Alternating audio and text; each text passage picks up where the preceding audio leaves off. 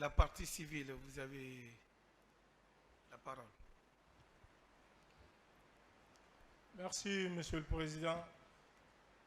Monsieur le Président, par rapport à cette autre demande venant cette fois-ci de Monsieur Amadou Damaro Camara, par rapport à sa liberté, Monsieur le Président, nous, en tant que parti civil, vous le savez bien,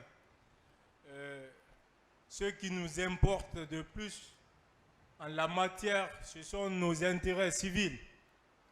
Et donc, on s'en tient aux réquisitions du parquet. Et à défaut, si la Cour doit prendre une décision contraire aux réquisitions du parquet, nous voudrions que M. Amadou Damaro paye une caution équivalente à 5 milliards au moins de francs guinéens. Il a les moins. Il l'a dit ici, il avait des camions. Son fils continue la gestion et ces camions sont aujourd'hui au nombre d'une centaine. Donc il pourrait payer cette caution quand même pour permettre à l'État de se rassurer et de ne pas polémiquer par rapport à ses intérêts civils. Donc, Monsieur le Président, c'est l'avis de l'État par rapport à cette question de liberté invoquée par M. Amadou Damaro Camara. Je vous remercie. Merci.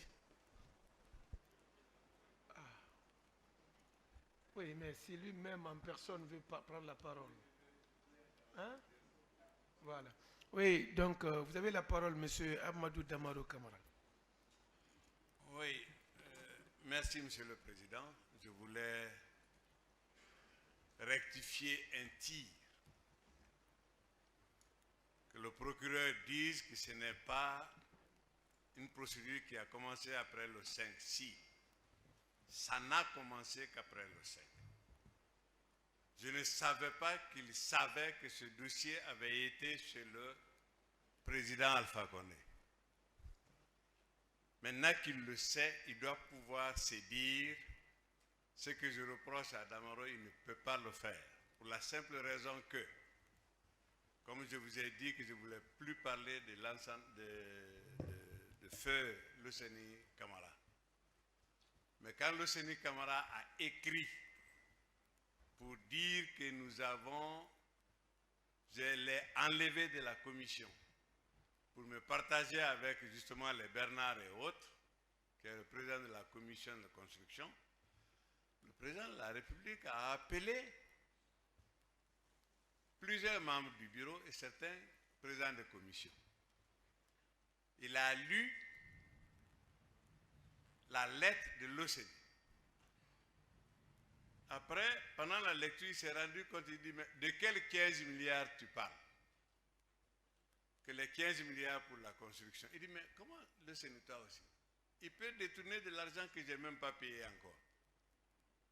Il lui a jeté sa lettre. Il a dit, allez-y régler ça au bureau. Moi, je n'en ai jamais parlé, ni avec le président, ni avec un autre. C'est le président du groupe qui les a convoqués, son groupe, et je ne sais pas si les députés, il y a beaucoup qui sont là, ont failli le frapper. Alors, déjà averti, je ne pouvais pas m'amuser avec cette somme. Déjà, on m'accuse de l'avoir partagée avant de l'avoir eu. Un. Deuxièmement, la première question qu'on m'a posée à la gendarmerie, dès qu'on m'a dit dans quelles conditions vous avez dissous le comité de construction du siège, j'ai tout de suite su d'où venait la lettre.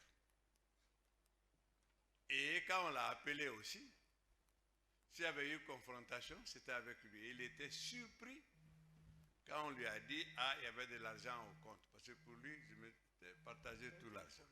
Donc, la procédure judiciaire a commencé après sa deuxième lettre. après le 5. Et c'est de Massanta d'abord qu'il a appelé pour dire ce qu'il allait faire.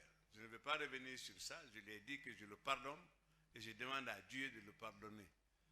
Mais vous ne pouvez pas du tout associer le dossier qui m'amène devant vous à ce qui a existé au temps des choses. C'était nul et de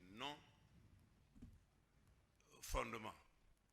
Alors, c'était du faux et on ne peut pas manger de l'argent que tu n'as pas reçu d'abord. C'était au moins 8 mois avant le paiement. Alors, donc, je voulais apporter cette précision.